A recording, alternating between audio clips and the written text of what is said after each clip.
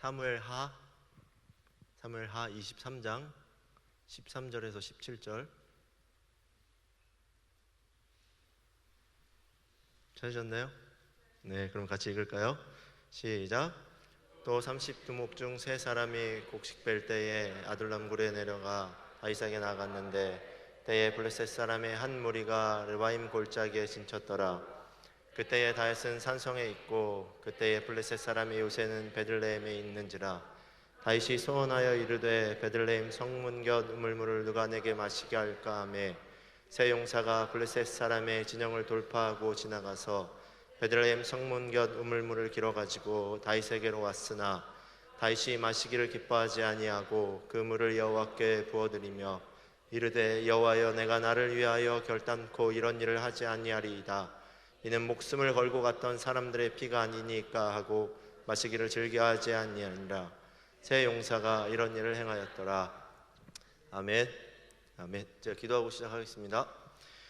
주님, 오늘 말씀 안에 은혜를 주시고 함께하여 주시고 또 들을 게 있는 자들이 들을 수 있도록 우리의 마음의 밭을 기경하여 주십시오. 감사드리고 예수님의 이름으로 기도드렸습니다. 아멘.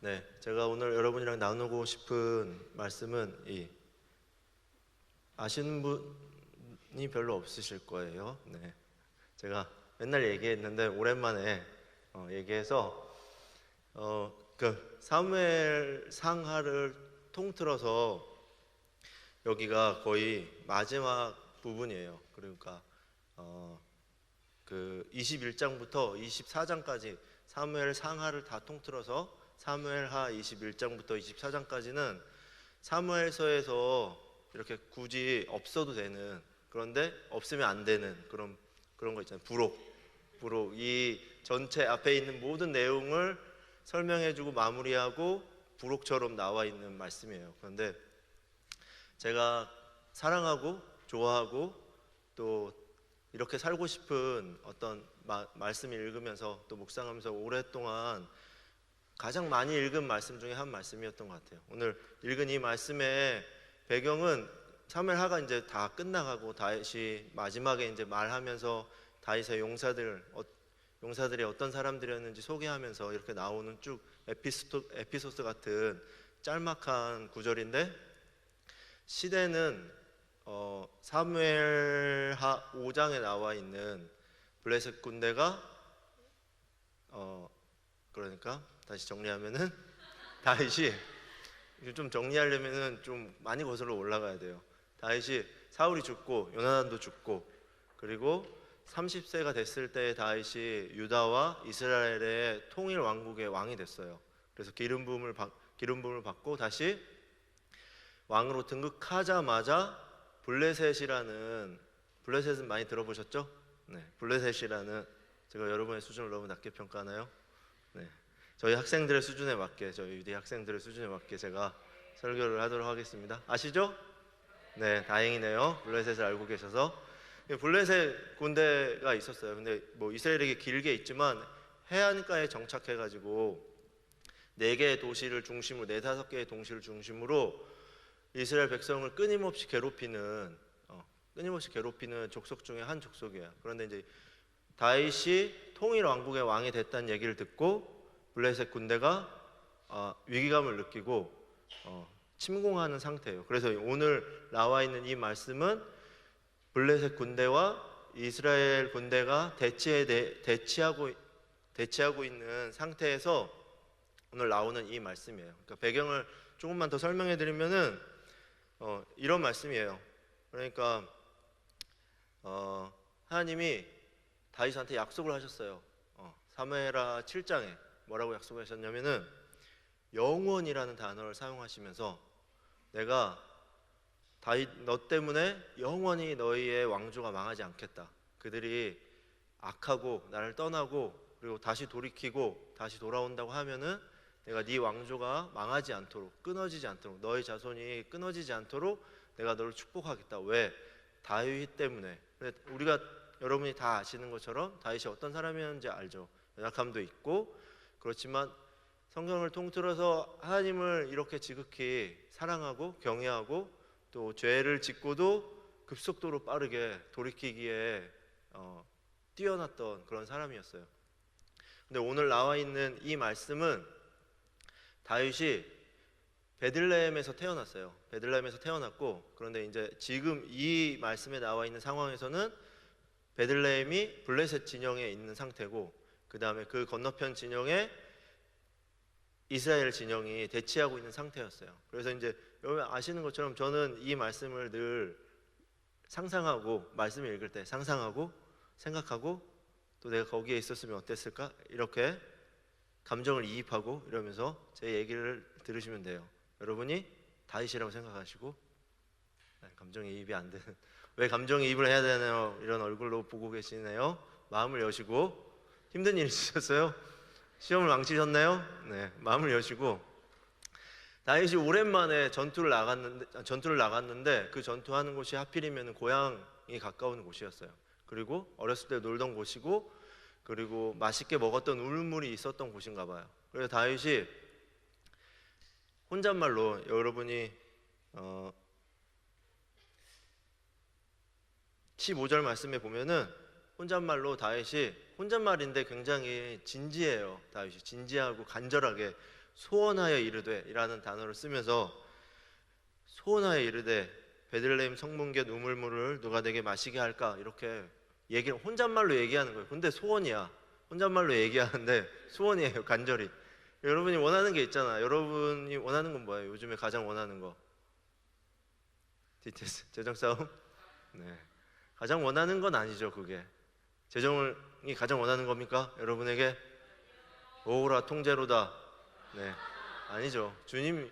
그런데 그냥 이렇게 혼잣말로 그냥 얘기하고 있었어요. 그런데 이 23장을 쭉 보시면 다윗의 용사들에 대한 얘기가 나오거든요. 그러면 이제 처음에 읽으면은 여기 본문에 나오는 3명의 용사 말고 좀 더 레벨이 한 단계 더 높은 3명의 용사가 있어요. 한 용사는 한 번 싸움을 나가가지고 한 번 싸움을 해서 한 번에 800명을 죽이는 사람이었어요. 그리고 또 한 명은 죽였다니까 좀 너무 그러세요? 네, 여러분 히어로 영화 좋아하시잖아요. 떼거지로 죽이는 영화 안 좋아하세요? 저만 좋아하는 걸로. 네. 그런데 또 한 명은 그냥 막 창도 들고 가지도 않고 막대기만 들고 가서 그 적군에 있는 창 뺏어가지고 창 뺏어서 걔를 죽이시고, 이렇게 한 레벨에, 극상의 레벨에 있는 3명이 있고, 오늘 있는 이 3명은 그 다음 첫 번째 레벨에는 미치지 못하였다, 늘 계속 성경에 말씀하고 있거든요. 두 번째의 용사들이에요. 그런데 다윗이 혼자 너무 간절히 소원해서 혼잣말로 중얼거리고 물 마시고 싶다고, 베들레헴 물 마시고 싶다고 중얼거리고 있는데, 한번 생각을 해보세요. 이제 이렇게 이렇게 성체가 있고 진영이 있어. 그리고 저기 막 베들레헴 우물물이 보일 듯 말 듯 희미한 멀어가지고 안 보이는 그런 성체에 여러분이 서 있다고 생각하세요. 바람을 맞으면서 상상을 하시고, 바람을 맞으면서 햇볕이 강하게 내려쬐고 목이 말라.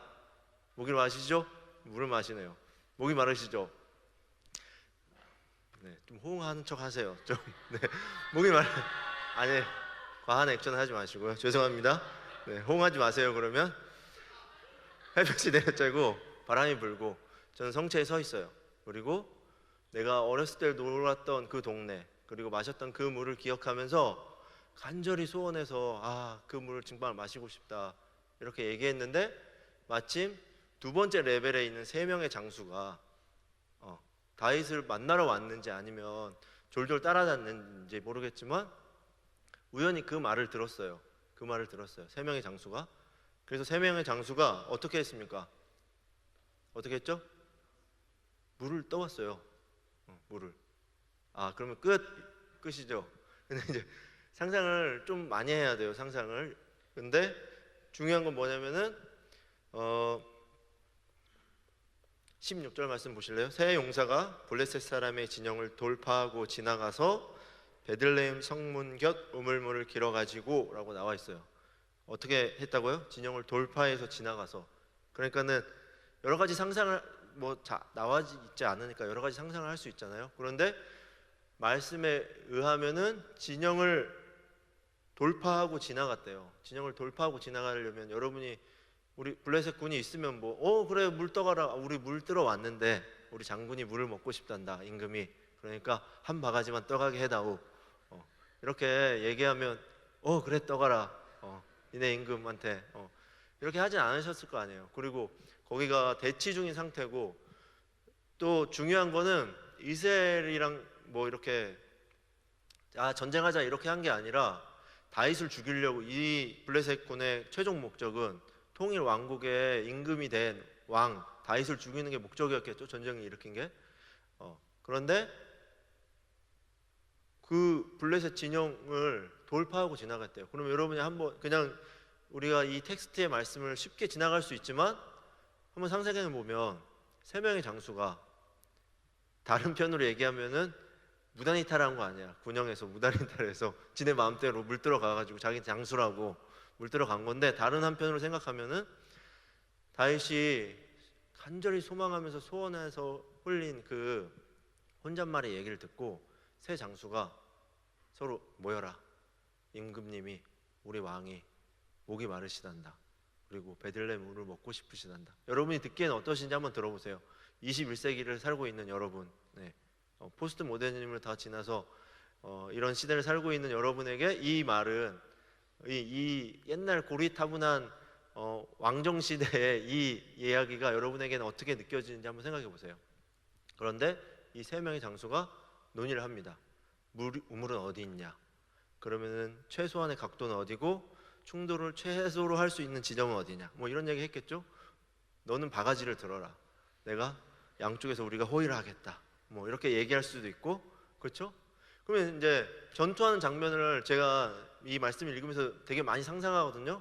전투하는 장면을 생각해 보세요. 세 명만 갔는지 아니면은 자기 휘하에 있는 졸병들을 데리고 갔는지는 잘 모르겠지만 저의 상상력으로는 세 명만 갔을 것 같아요. 왜냐면은 쓸데없는 죽어야 되잖아. 가면은 자기네는 좀 싸움 좀 잘하니까, 그러니까 안 죽을 수 있는데, 그래서 갔어요. 어쨌든 말을 타고 막 달려갔어요. 돌파하고 지나갔다고 하니까 은밀하게 가진 않았을 것 같고, 우물 어디야? 저기 가자. 말 타. 바가지 챙겼지? 이렇게 하고 말 타고 갔어요. 막 여러분이 블레셋 진영에 있는 블레셋 사람을 생각해 보세요. 말 세 마리가 달려오고 있어. 먼지를 휘날리면서 등에는 태양을 등지고, 눈이 부셔가지고 적군인지 아군인지 잘 모르겠어. 근데 좀 가까이 와서 봤더니 적군이야. 그래서 막 종을 막 쳤겠죠. 적군이 왔다 땡땡땡땡. 그래서 이 세 사람의 임무가 무엇인지 블레셋 군은 모르잖아요. 요인을 암살하는 건지 아니면 어디를 부시는 게 목적인지 모르지만 그래서 어디로 갔다. 그래서 막 정보를 보내고 빨리 와라, 활 쏴라, 막아라, 어디로 간다, 막 서로 막 난리가 났을 거 아니에요. 그런데 세 명이 막 칼싸움하고 막 창싸움도 하고 막 다툼이 일어났다가 갑자기 한 명이 내리는 거야. 두 명은 싸우고 있고, 이 영화적인 상상을 해보세요. 두 명은 막 싸우고 있고 한 명은 물통을 꺼내가지고 우물물 떠서 물통에 막 담근 다음에 다시 말로 와서 물 떴다 가자. 그리고 세 명이 갑자기 순사같이 사라지는 거야. 그래서 블레셋 진영은 대혼란이 일어났겠죠. 얘네들이 온 이유는 뭐냐? 그런데 블레셋 졸병의 한 명이 얘기하는 거죠. 물을 떠갔습니다. 이렇게 얘기했으면은 되게 맞았겠죠. 지금 헛소리라고 하는 거냐 이렇게. 그런데 그렇게 상상을 해보시고 이제 물을 뜨러 갔어요. 그럼 여기 되게 하이라이트, 클라이막스. 그래서 다윗이 이제 성체에 또 햇빛을 받으면서 목 타서 바람을 맞으면서 성체에 있었어요. 그리고 반드시 햇볕을 뒤에 등지고 있어야 돼. 왜냐하면 이렇게 각도가 잘 나오니까 카메라 각이. 그런데 장군들이 세 명이 왔어요. 물을 떠가지고. 그래서 장군한테 한쪽 무릎을 꿇고, 임금님, 저희가 베들레헴 물을 떠왔습니다. 그러면서 이렇게 두 손으로 공손히 왕한테 바쳤겠죠. 그러면은 카메라를 45도로 받아야 되니까 이렇게 45도로 여러분 이렇게 보면서 왕이 물을 받았어요. 그러면서 다윗이 무슨 대사를 외쳤습니까? 뭐라고 했죠? 16절 후반부에 보면 다윗이 마시기를 기뻐하지 아니하고 그 물을 여호와께 부어드리며 이르되 여호와여, 내가 나를 위하여 결단코 이런 일을 하지 아니하리이다. 이는 목숨을 걸고 갔던 사람들의 피가 아니니까 하고 마시기를 즐겨하지 아니하니라 라고 나와요. 그러면 이제 클라이막스예요. 45도로 햇볕을 등지고 바람을 맞으면서 다윗이 물을 받아서 잔에 담아가지고 하늘 높이 주님께 올려드린 다음에, 주님, 이거는 이 우리의 병사들의 피가 아닙니까? 제가 이걸 어떻게 마시겠습니까? 그리고 여호와의 잔에 전에 부어드렸대요. 그러면서 이제 멋지게 이렇게 다윗의 얼굴이 클로즈업 되고 이렇게 은혜 받은 얼굴 보여주고, 그리고 이제 카메라가 뒤로 빠지면서 짠 하고 이제 저희 상상력의 영화가 끝났습니다. 예, 여러분은 어떠세요? 짝짝짝. 여러분은 어떠세요? 네, 감사하네요. 제가 박수를 받다니. 여러분 이런 말씀 읽으면서 이런 상상 안 해보세요? 네, 그렇구나. 얼마나 재미가 없을까 그러면 말씀이. 네, 무리네요. 여러분이랑 나누고 싶은 건 뭐냐면은 그냥 여러분 재밌으라고 한 얘기는 아니고 재미있으셨으면 감사하고, 근데 제가 오늘 여러분이랑 보고 싶은 건 이거예요. 이 세 명의 용사. 그리고 다윗이 보여줬던 태도. 다윗이 피라고 얘기한 이거는 진짜 다윗은 피라고 생각했어요. 그러니까 물이지만 병사들이 흘린 피라고 생각했어요. 그래서 이 말씀은 어디서 들어본 것 같죠? 율법에 짐승의 피채 먹지 말라는 율법이 있어요. 아시죠? 그런 마음을, 이 사무엘 하에 나와 있는 많은 사건들과 또 많은 다윗이 처했던 태도들과 그리고 다윗이 결정했던 많은 결정들이 하나님이 이스라엘 백성들에게 신명기의 말씀으로 말씀하시면서 하나님의 율법을 지킬 거에 대한 약속을 주시고, 그 약속이 사사시대를 지나면서 많이 끊어진 상태에서 다윗이라는 걸출한 하나님의 사람이 이 땅에 태어났어요. 사무엘 상하에 나오는 전체적인 흐름이에요.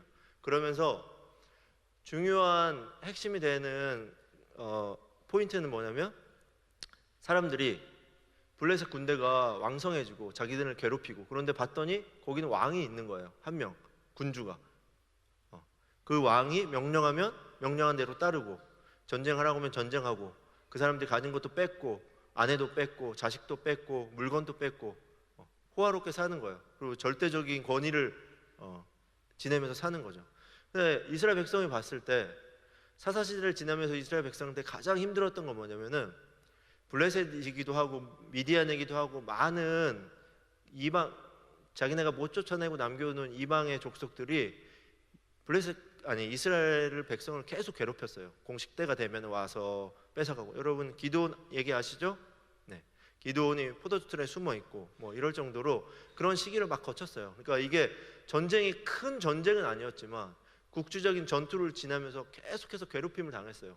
그러면서 이스라엘 백성이 봤을 때 융성하고 강하고 뭔가 힘이 있어 보이는 이 블레셋을 보면서 요청하는 거죠. 사무엘한테 우리도 왕이 있어야겠다.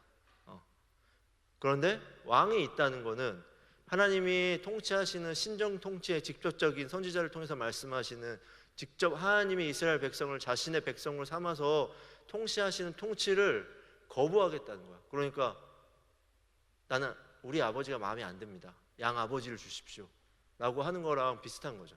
이런 태도였어요.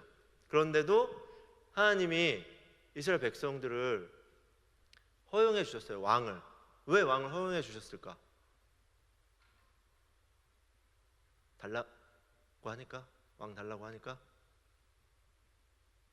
네. 왜 왕을 주셨을까요? 그러면 이 왕이 가지고 있는 의미는 어떤 의미일까요? 그러면 이 왕은 예수님이랑 어떻게 연결이 될까요? 이 사무엘하를 지나고 역대상하, 열왕기상하를 지나면서 온통 나쁜 왕, 조금 착한 왕, 착한 왕, 뭐 이런 이 세 부류의 왕밖에 안 나와요. 왕 얘기밖에. 누굴 죽였고 우상을 섬겼고 사람들을 갈취했고 하나님을 거역했고, 그러지만 다시 돌이켜가지고 회개했고, 왕 이스라엘 왕 얘기 나왔다가 유다 왕 얘기 나왔다가 왕 얘기들이 계속 나와요. 그렇죠? 통일 왕국은 다윗으로 시작해가지고 솔로몬 때까지 간 다음에 끝하고 남유와 북유 이스라엘로 나눠지잖아요. 아시죠? 네. 그래서 그럼 이 왕들 얘기들이 왜 나올까? 그리고 하나님은 왜 다윗에게 너희 후손이 끊어지지 않게 이 약속을 하셨을까? 그리고 많은 강대국의 침탈을 당하면서 기나긴 암흑기의 시간을 거치고 로마 시대에 압제의 시대에 예수 그리스도께서 오셔서 이 땅의 모든 죄를 위해서 죽으시는 그 사건까지 어떻게 이 말씀들이 이어질까는 이제 얘기하면은 집에 못 가니까. 네. 그런데 여러분이랑 오늘 이 말씀을 보고 싶은 한 가지는 뭐냐면 다르지 않다는 거예요. 21세기를 살고 있는 우리나 이때의 왕을 요구했던 이 사람들의 요구나 동일하다는 거예요. 뭘까요? 우리가 맺던 것처럼 나의 불편한 거야. 나의 불편한 재정이 없어서 불편한 거, 내가 가지지 못한 것 때문에 불편한 거, 내가 빼앗기는 것 때문에 불편한 거. 그래도 이거 빼앗기고 싶지 않고, 내가 가지고 있는 거 내 거라고 내가 주장하면서 내가 지키고 싶은 거예요. 그래서 요구하는 거야. 왕한테 왕을 주십시오. 왕이 있어야지 내 것을 빼앗기지 않겠습니다 라고 얘기하는 거예요. 여러분은 어떠세요? 요즘에 시험 기간인데 주님은 온데간데 없고 A 플러스냐 A냐 A 마이너스냐 A 마이너스는 없나요? 그것과 씨름하고 계세요? 그러진 않으시겠죠? 그런데 오늘 나와 있는 이 세 용사를 보고 싶고 다윗을 보고 싶어요. 제가 얘기하고 싶은 본론은 이거예요. 다윗이 어떠한 사람이었는지를 보여주는 아주 극적이고 작은 에피소드의 한 장면이에요. 용사들이 물을 떠왔는데 자기 멋있어 보이려고, 제가 다윗을 극화해서 멋있게 보이려고 얘기했지만 다윗이 자기를 멋있어 보이려고 그 물을 하나님께 드린 게 아니라 이 자신이 선택했던, 자신이 읊조렸던, 간절히 소망했던 그 간절한 소망이 다른 사람의 핏값을 내고 이 물을 떠오게 만들 수 있다는 사실을 다윗이 그 물을 보면서 깨달았던 것 같아요. 그래서 그 물을 피라고 여기고 그 피를 내가 율법을 범하면서 먹지 않겠다고 다짐하면서 하나님께 부어드린 거예요. 그런데 이 세 용사를 보고 싶어요. 이 세 용사, 이 세 용사는 어떤 사람이었을까? 두 명은 이름이 나와 있고 한 명은 이름이 안 나와 있어요. 그 밑에 구절에 나와요. 그런데 이런 사람이 되고 싶었어요. 저 이런 사람이, 세 용사 같은 사람. 다윗은 너무 높으신 분, 넘사벽이잖아요. 아닌가요? 다윗도 사람이니까. 그런데 제가 나는 부족하니까 다윗 같은 사람이 못 될 거야 이런 것보다도 저의 삶의 가치가 그런 거였던 것 같아요. 제가 이 말씀을 한 100번쯤은 읽은 것 같아요. 100번도 넘게. 이 말씀 진짜 많이 묵상하거든요. 그런데 오늘 여러 명 나누면서 얘기하고 싶은 이 세 용사, 저는 세 용사가 되고 싶었어요. 이런 세 용사. 용사 한번 싸움에 나가면은 능력 있는, 그리고 용사가 되려면은 임금이 있어야 되잖아요. 그렇죠? 주님이 나의 임금이시지만 눈에 보이는 임금을 찾고 싶었어요. 그래서 오랜 시간 이 말씀을 묵상하면서 처음에 말씀을 깨달으면서 오는 그 감동으로 제가 그런 도전을 했던 것 같아요. 주님, 저에게 다윗과 같은 사람을 보여주십시오. 제가 충성하고 위탁하고 그 사람과 함께 하나님 나라를 위해 쫓아갈 수 있는 그런 사람을 저에게 보여주십시오 라고 되게 많이 기도했던 것 같아요. 그런데 주님이 안 보여주셨어요. 그 다음부터 이제 저의 어떤 실수인데, 이제 저랑 같이 하는 리더들이 있었을 거 아니에요. 제가 이제 저도 어렸을 때가 있었으니까. 그런데 이 리더도 보고, 이 리더도 보고, 이 형도 보고, 이 누나도 보고, 마치 내 다윗을 한 명 정해야 되니까, 난 용사가 될 거니까 다윗을 정해야 되는데 누굴 다윗으로 정할까 되게 고민했던 것 같아요. 그래서 막 이런 시간 보내고 또 말씀을 읽고 묵상하고 기도하고 이러면서 어느 날, 주님, 저도 새 용사가 되고 싶고 용사 같은 사람이 되고 싶고 저에게 다윗을 보여주십시오 라고 기도했는데, 어느 날 주님이 제 마음 안에 그런 마음을 주셨어요. 네가 백날을 찾은다고 네 마음에 흡족한 다윗 같은 사람을 만날 수 있겠냐? 이 사람은 이것 때문에 안 되고 저 사람은 저것 때문에 안 되고 이건 이것 때문에 안 되고 그러지 않겠냐? 네가 함께하고 있는 리더가, 네가 함께하고 있는 사람들이 너의 다윗인 것처럼 여기게 될 때 그 사람이 다윗이냐 아니냐가 중요한 게 아니라 네가 되고 싶은 그런 용사가 되는 게 아니겠냐, 이런 마음을 제 안에 주셨어요. 그래서 그 마음이 깨닫는 순간 제가 좀 깜짝 놀랐던 것 같아요. 여러분 깜짝 안 놀라시네요? 저는 깜짝 놀랐어요. 깜짝 놀라서, 아 그렇군요 주님. 누구 다윗을 찾아서 맹목적인 어떤 헌신이 중요한 게 아니라 내가 지금 살아가고 있는 삶의 태도와 가치와 또 부르심과 그 부르심에 맞게 나를 다듬어가고 만들어가고 있는 나 자신, 하나님 앞에서 나는 어떤 사람인지를 발견해 나가는 그 자신, 나 자신의 모습, 용사인 것처럼 살아가려고 하는 나 자신의 모습이 어떠한지가 내가 용사이냐 아니냐를 결정하는 중요한 포인트가 되겠다는 생각이 오는 깨달음을 얻었어요. 그래서 그 다음부터 다윗을 달라고 기도하지는 않았던 것 같아요. 그리고 그렇게 이 용사가 되는 꿈을 꾸면서 살아왔던 것 같아요. 이 말씀이 사무엘 하의 마지막에 쭉 나와 있으면서 하나님이 이제 여러분한테 몇 가지만 더 얘기하고 마무리하고 싶은데, 하나님이 그러면 왜 왕을 이 땅에 주셨을까? 선지자도 그렇다고 해서 사무엘 선지자가 죽고 난 다음에 나단과 갓 선지자가 사무엘 선지자를 뒤이어서 이스라엘의 선지자가 돼요. 그래서 다윗이 범죄했을 때도 선지자들이 와서 책망하죠. 비유를 들어서 이야기를 막 들어가지고 책망하죠. 그게 바로 너다, 이렇게 얘기하니까 바로 회개하죠, 또 다윗이. 그런데 이제 중요한 거는 하나님이 선지자도 있고 뭐 그런 시스템 안에, 구조 안에 있었는데 왜 하나님이 왕을 세우셨을까? 이런 의문점이 허락해 주셨을까? 왜? 그런데 여기에 중요한 그 한 가지가 있어요. 뭐냐면은 하나님이 왕을 통해서 보고 싶으셨던 거는 이스라엘 백성들이 찡찡대니까 소망하는 거를, 소원을 들어주시긴 하셨지만 왕한테 요구하셨던 게 있었어요. 그게 뭐였냐면은 통치하는 백성들이 이 왕을 통해서 하나님을 보기를 원하시는 거였어요. 그러니까 왕이 이 시대 고대 근동에 있었던 왕들이 착취하고 빼앗고 누리고 모든 법 위에 자기가 올라서 있는 사람이 아니라 하나님이 보셨을 때에 이스라엘 백성에게 왕에게 요청하셨던 건 그거였던 것 같아요.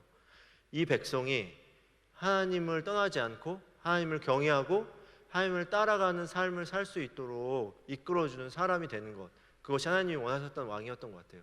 그 첫 번째, 그런 왕으로 첫 번째 사울을 세우셨는데, 사울이 하나님을 경외하는 것보다 사람을 두려워해서 사람들이 자신을 떠나고 자신을 버릴까봐 그 모든 두려움 앞에서 제사장의 제사를 순종하지 않고 제사를 드리죠. 사무엘을 기다리지 않고. 그러면서 하나님의 마음이 떠나게 됐던 것 같아요. 왕에게 요청하셨던 건 누리고 통치하고 뭔가 좋은 왕국을 만드는 게 첫 번째 목적이 아니라, 하나님이 원하셨던 건 하나님을 경외하는 삶을 그 왕이 가지길 원하셨던 것 같아요. 그런데 이 왕한테는 개인적이면서도 개인적으로 할 수 없는 공동체적인 자질이 필요한 것 같아요. 첫 번째는 우리 모두에게 필요한 자질이에요. 하나님을 경외하고 하나님을 따라가고 하나님을 예배하고 하나님의 영광 가운데 머물러 있으려고 하는 그 삶. 그래서 다윗이 온 생에 가장 하고 싶었던 첫 번째 목표가 뭐였냐면, 하나님의 언약궤를 다시 이스라엘 백성으로 빼앗겼던 블레셋에서 빼앗아서 이스라엘 백성의 예루살렘으로 가지고 오는 거였고, 또 그렇게 성공했어요. 그리고 다윗이 평생에 하고 싶었던 한 가지는 뭐였죠? 하나님의 성전을 짓는 거였어요. 하나님의 성전을 짓는 거. 그런데 하나님이 많은 피를 흘린 그 피의 대가로 하나님이 그 아들 때에 성전을 짓게 하시죠. 그런데 그러면서 이게 첫 번째 어떤 중요한 포인트고, 그 다음에 중요한 거는 왕으로서 왕정 시대를 지내는 이 시기와, 그리고 하나님이 이스라엘 백성에게 그리고 왕에게 언약하신 그 언약의 충성을 요구하시는 그 충성의 갈등의 사이가 있었던 것 같아요. 이 얘기는 무슨 얘기냐면 아까 했던 그 얘기예요. 왕에게 필요한 자질, 하나님이 이 백성이 하나님을 경외하도록 만드는 첫 번째 자질이 필요했지만, 공동체적인 자질, 자기 개인적으로는 하나님 앞에서 하나님을 끊임없이 추구하고 하나님을 따라가고 그 하나님을 알아가고 싶은 갈망을 가지고 있는, 그게 왕이든지 아니든지 상관없이 그 자질을 원하셨던 것 같아요. 그러니까 이 두 가지 자질이 없을 때에 왕은 하나님이 원하시는 왕의 어떤 모형의 형태를 띠지 못하고 모두 다 범죄의 길로 빠지게 된 것 같아요. 그래서 열왕기상하, 역대상하에 나와 있는 대부분의 많은 왕들이 하나님을 떠나고 우상을 숭배하고 우상의 전을 만들고 우상에게 절하고, 그리고 자기뿐만 아니라 자기의 백성들도 우상을 섬기게 만드는 엄청난 범죄를 저지르게 되죠. 그런데 오늘 읽은 이 말씀에 나와 있는 이 자그마한 에피소드처럼 다윗에게 있었던 중요한 자질, 하나님을 경외하는 삶의 태도가 있었어요. 그리고 다윗도 죄를 범하는 사람이었어요. 그렇지만 그 죄에 즉각적으로 돌이키는 사람이에요. 사울과 대조적으로. 사울이 잘했던 이야기는 성경에 이만큼 쓰고, 사울이 잘못한 거는 막 이만큼 써놓으셨어요. 그리고 다윗이 잘못한 것도 많이 써놓고 잘한 것도 많이 써놓으셨어요. 사무엘 상하에 보면은 하나님이 이런 사람들을 찾으신다고 믿습니다. 하나님이, 저는 어떤 사람은 다윗의 길을 걸어가는 그런 사람들을 찾으신다고 믿어요. 여러분이 그런 사람이 될 거라고 믿어요. 아멘. 여러분도 용사가 더 되고 싶으시군요. 좋습니다. 저처럼 하나님을 따라가는, 실질적으로 그 일을 해내는 사람이 되는 용사가 되고 싶은 사람이 있을 수도 있을 것 같아요. 그런데 용사이든지 왕이든지, 아니면 그 왕을 견제하고 책망하고 하나님을 바라보게 하는 선지자든지, 아니면 그 왕과 함께 공동체를 이루고 있는 백성이든지 상관없이 이 모든 공동체가 추구해야 될 유일한 한 가지는 하나님을 알아가는 삶에 대한, 하나님을 알고자 하는 갈망에 대한 끊임없는 도전이 우리의 삶 안에 펼쳐지고 있다는 사실이에요. 이스라엘 백성들은 이웃에 있는 나라들이 가지고 있는 좋은 거, 풍요로운 거, 가치 있는 것을 부러워했어요. 그래서 자기도 그것을 가지고 싶었고, 그리고 실제로 가졌어요. 그런데 하나님이 원하신 건 이 몸이, 이 공동체가, 또 나 자신이 내가 어떠한 처지에 있는지와 상관없이 하나님을 알아가기를 원하시는다고 믿습니다. 슬프잖아요. 될 수 있으면 왕이 되고 싶고, 될 수 있으면은 첫 번째 3명의 그룹에 있는 용사들이 되고 싶고, 뭐 그거 안 되면 뭐 2번째 그룹 되고, 뭐 3번째 그룹이 될 수도 있겠지만, 어느 시절을 지나면서 이제 나이를 먹어가고, 나 자신을 보게 되고, 내가 어떤 사람인지 알아가는 시간이 길어질수록 깨닫게 되는 것 같아요. 내가 그것이 비교의 대상이 아니라 내가 주님께 드릴 수 있는 최고와 최선의 것이 무엇인지를 고민하게 되는 것 같아요. 여러분이 주님께 드리는 최고와 최선의 것은 어떤 것입니까? 여전히 여러분의 삶 안에 놓지 못하고 계신 것들은 무엇이세요? 전도행 시즌이 이제 중간고사 기간이지만 전도행 시즌이 다가왔잖아요. 그렇죠? 열방에서 여러분을 부르고 계신데 아직도 전도행 등록을 고민하고 전도행 등록도 끝났잖아요. 이제 어떻게 할 거야? 그러면 전도행 가기로 했어. 그러면 이제 가장 또 큰 문제는 재정의 문제래. 한 번도 내가 돈 벌어가지고 200만 원, 300만 원 돈을 들여가지고 전도행 가본 적이 없는데, 그렇죠? 있나요? 그런데 우리는 늘 걱정하죠. 재정을 어떡하나? 재밌지 않아요? 안 재밌어? 재밌잖아요. 자기가 돈 벌어서 낸 적도 있을 수도 있지, 뭐 자기 알바해서 뭐 하는 거 그 사람이 있을 수도 있지만 그런 사람은 소수고, 우리의 삶은 대부분 다 그렇지 않은데 늘 염려하고 걱정해요. 재정이 없다, 재정이 안 채워진다, 어떡하나, 이런 고민을 하게 되는 거죠. 그런데 그것보다 더 중요한 게 있는데, 마무리를 두서 없었지만 여러분이랑 오늘 이 얘기를 나누면서 마무리하고 싶어요. 제가 꿈꾸고 싶었던 꿈은 하나님이 나를 부르셨을 때 과감하게 주저없이 나의 삶을 던질 수 있을 것 같았어요. 있을 것 같았는데 결혼을 하고 딸이 생기고 아들이 생기고 그리고 내가 가지고 있었던 어떤 것들이 점점 더 많아진다고 없어요. 별로 없는데 그냥 내 수준에서 많은 게 느껴지다고 할 때마다 고민하게 되는 거예요. 내가 나 스스로도 내가 지금 41살, 2살이 되고 있는데 이제 50대가 되면은 60대가 되면은 이런 쓸데없는 고민을 내가 하고 있는 거예요. 그렇죠? 얼마나 부끄러워요. 부끄럽네. 여러분의 고민은 뭐세요? 우리는 예배 드릴 때는 막 미친 듯이 점프하고 앞에 나와서 막 무릎 꿇고 막 기도하고 그렇지만 아영교회를 나가는 우리의 발걸음과 무엇을 먹을까? 오늘 애프터에는 뭘 먹을까? 하면서 우리의 모든 은혜도 애프터의 음식과 함께 뱃속으로 들어가는 거 아닐까? 여러분은 무엇을 위해 살고 계세요? 여러분의 부르심은 무엇이고 여러분은 어떤 사람이 되고 싶으세요? 이 세 명의 용사들도 원래 다윗의 용사들도 원래 이런 사람들이 아니었어요. 원래 잠재적인 능력이 있었을 수도 있었겠지만 대부분의 많은 사람들은 다윗이라는 하나님을 경외하는 그 걸출한 사람을 만나서 하나님의 다윗의 용사라는 이름에 허명을 얻게 됐어요. 의미도 없는 허명을 얻게 됐어요. 아무것도 아닌 다윗의 용사라고 해서 봤자 아무것도 아닌. 다윗에게 중요했던 건 싸움의 엄청난 능력도 아니었어요. 다윗에게 있었던 거에 재산의 부유함도 외모의 준수함도 이런 이따위 거 다 중요하지 않았어요.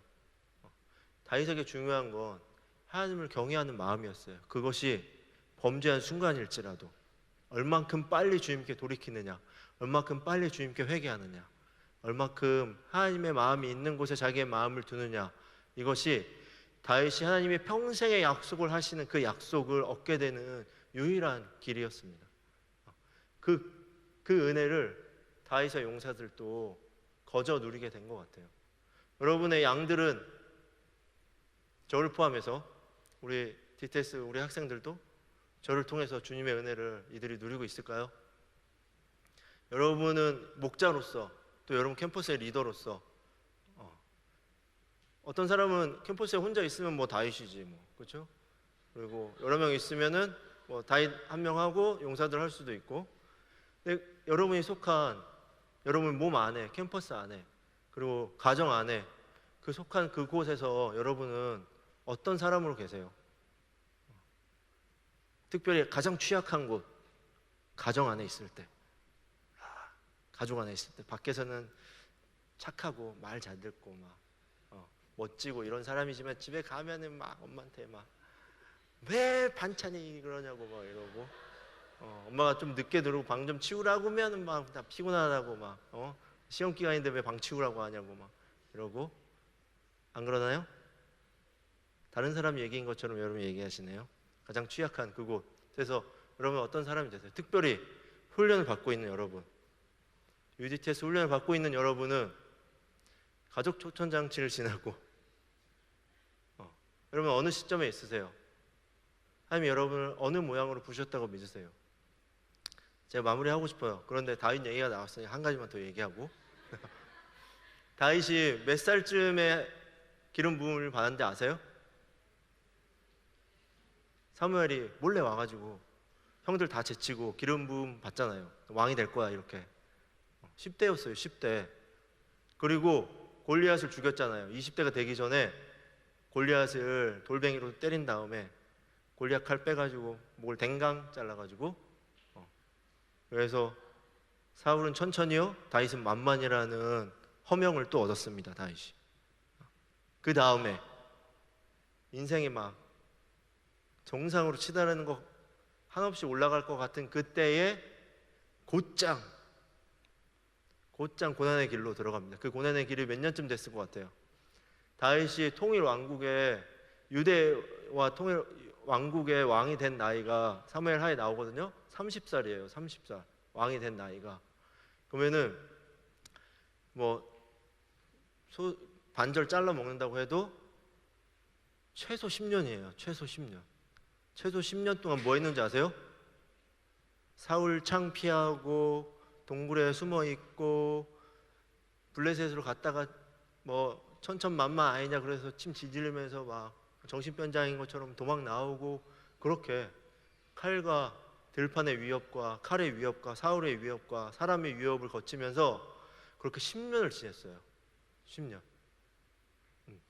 그 다음에 왕이 됐어요. 그래서 막 전쟁도 하고 막 이렇게 했어. 그 다음에 어떻게 됐어요?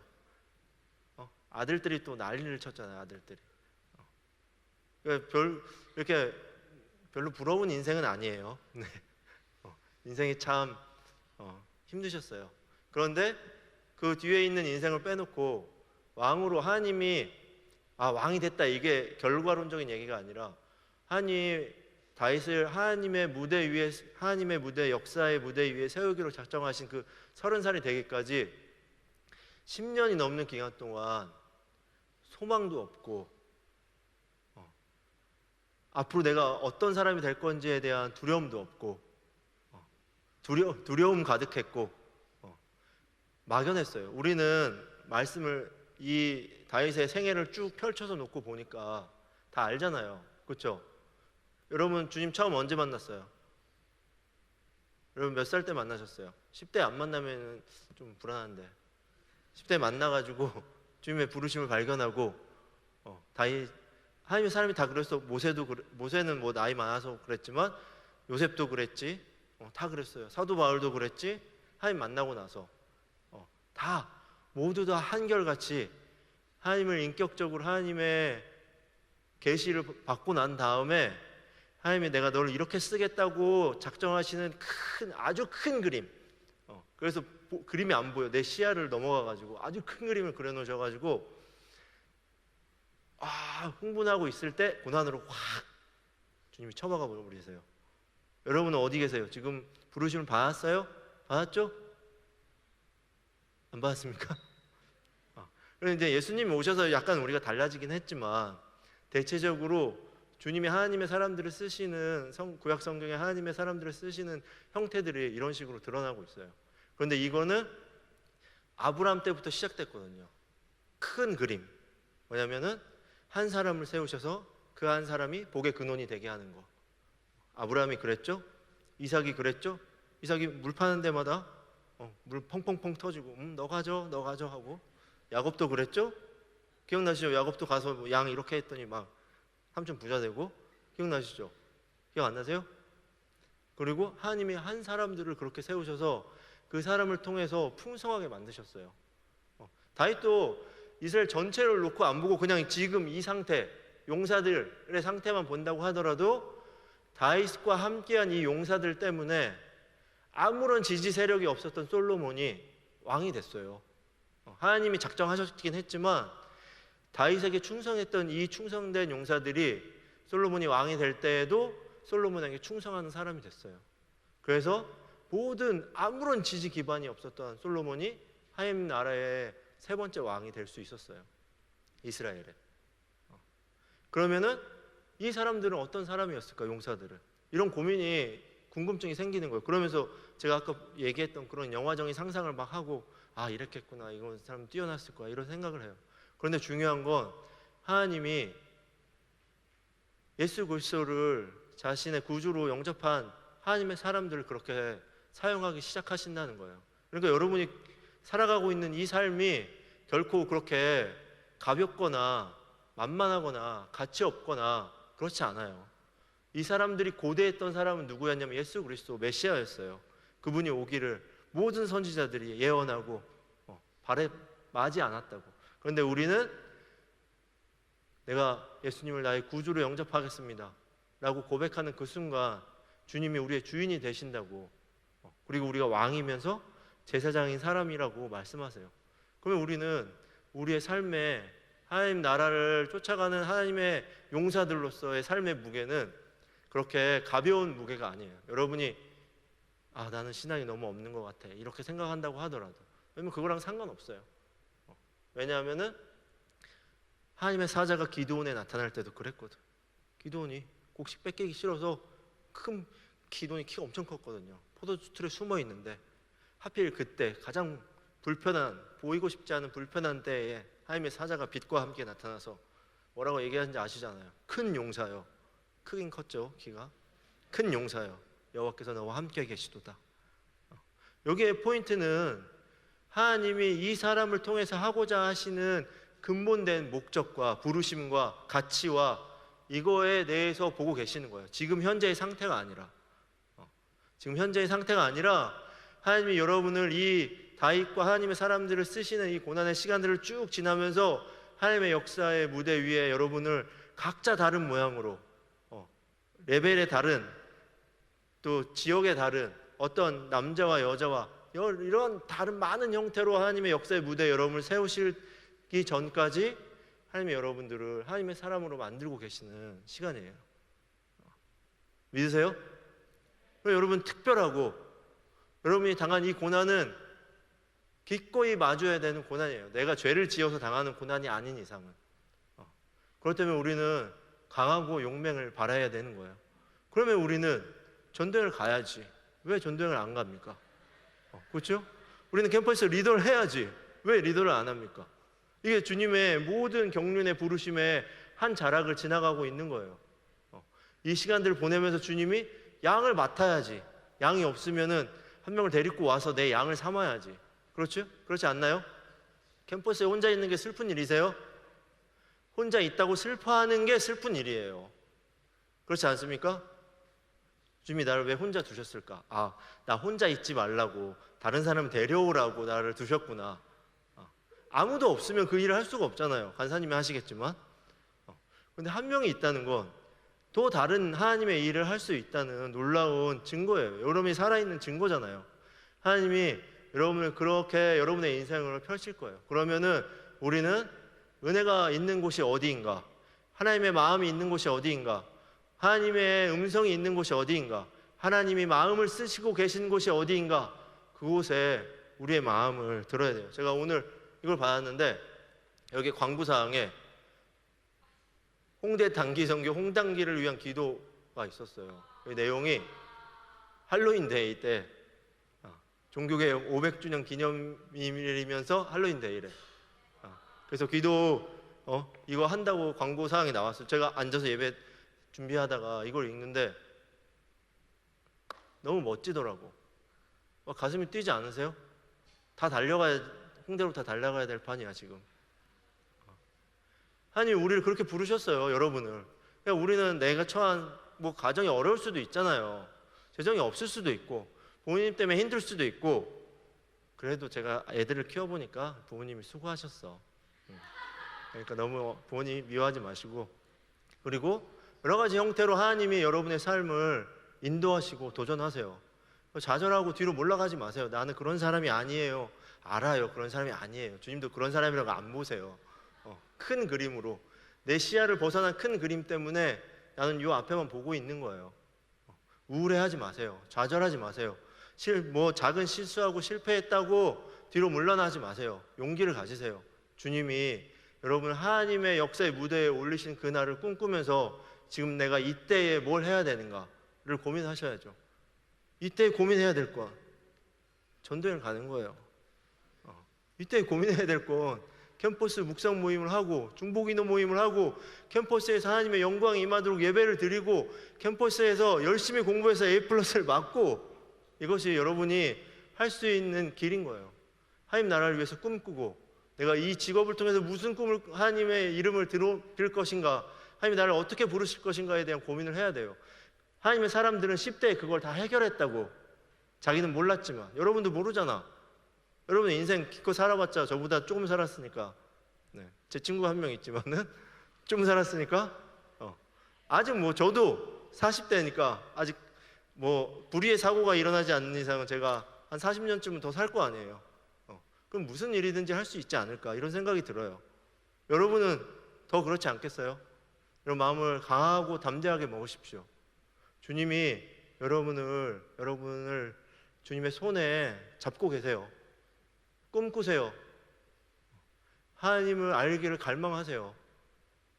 하나님의 음성 듣기를 갈망하고 예배 드리기를 갈망하고 그것이 이 왕에게 우리가 왕이면서 제사장이잖아요.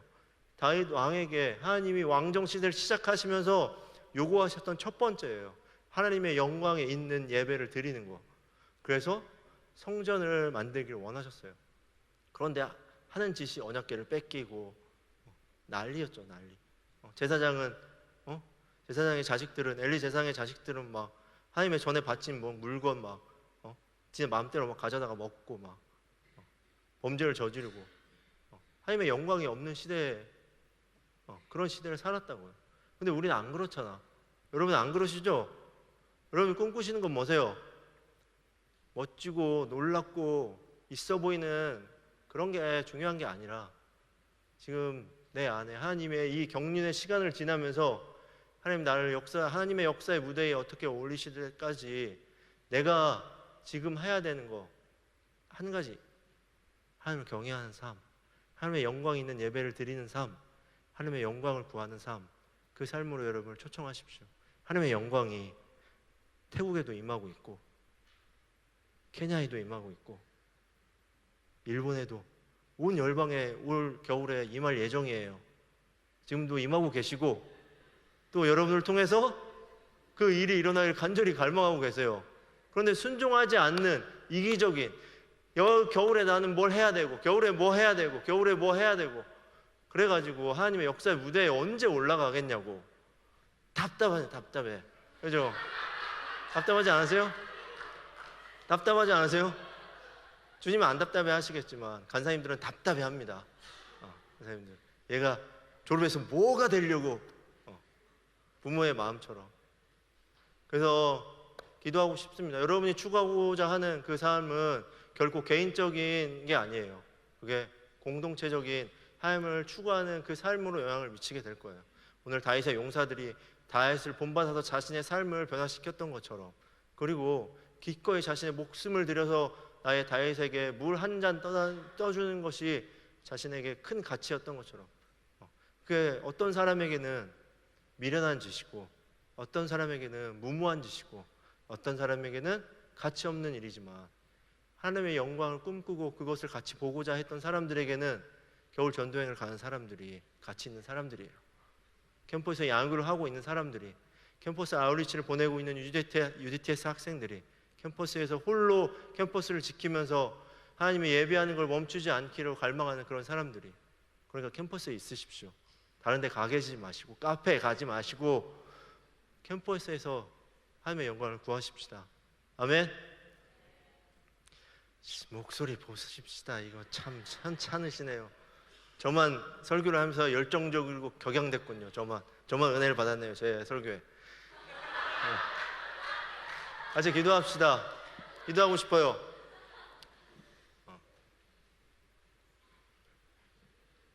조용히 하시고 기도하세요. 유대 학생들. 말이 많아요, 학생들이. 여러분이 꿈꾸는 건 뭐세요?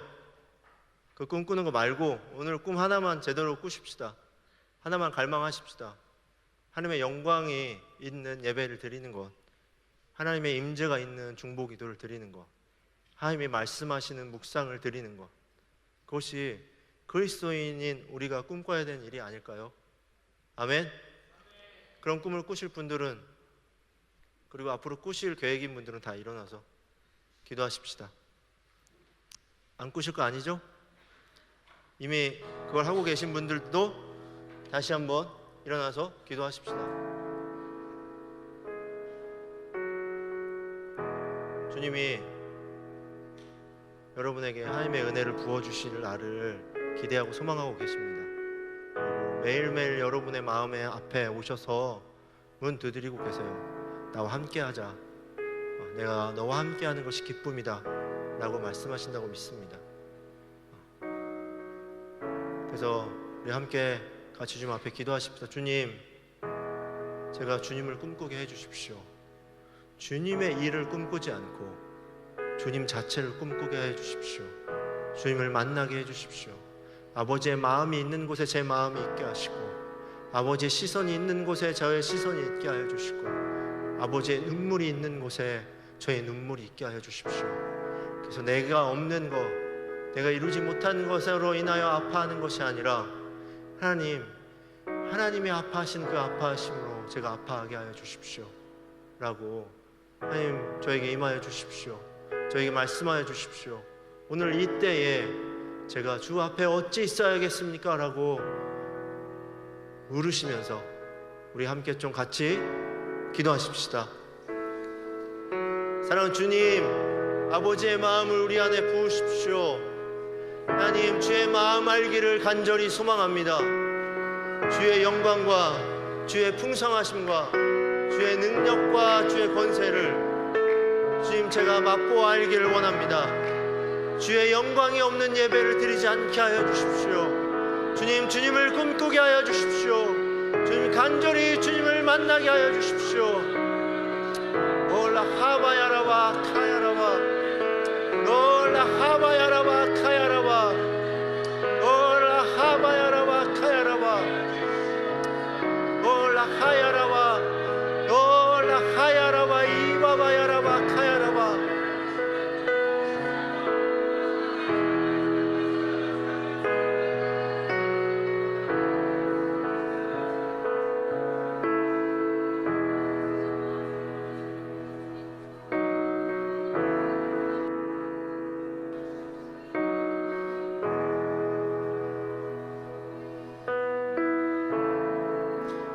그래서 우리가 같이 한 번 더 기도하고 싶습니다. 하나님, 하나님이 찾으시는 사람, 하나님을 경외하는 사람이 제가 되게 하여 주십시오. 하나님을 온전히 사랑하는 삶, 주님과 함께하기를 즐거워하고 기뻐하는 사람이 제가 되게 하여 주십시오. 죄를 멀리하고 죄를 미워하며 온전히 하나님과 함께하고자 하는 삶을 살아가게 하여 주십시오라고 우리 안에 하나님을 경외하는 마음을 회복시켜 주시도록 우리가 간절히 구하시면서 기도하십시다.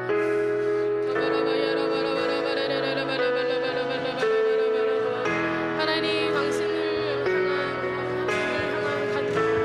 경외하는 마음을 우리 안에 회복시켜 주시옵소서.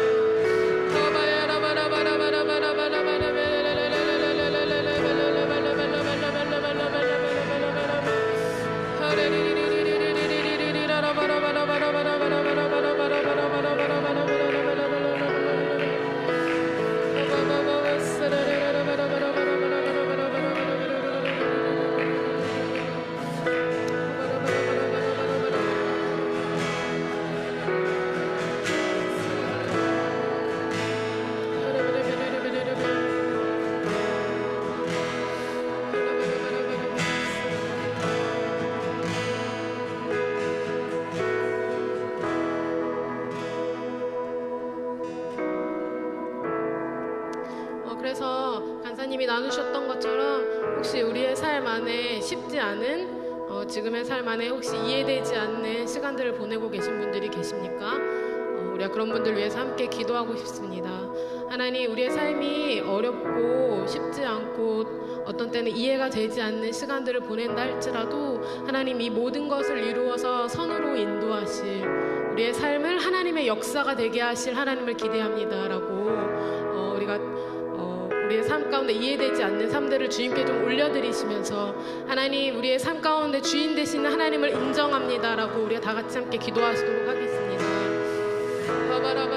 하나님, 우리의 삶 안에 하나님 쉽지 않고 어려운 때를 지나가는 삶이 있습니다. 하나님, 인도하여 주옵소서. 하나님, 우리의 삶을 끊어서 지금의 이 상황 가운데 있을 때 우리의 마음이 낙심되지 않도록 하나님 인도하여 주옵소서.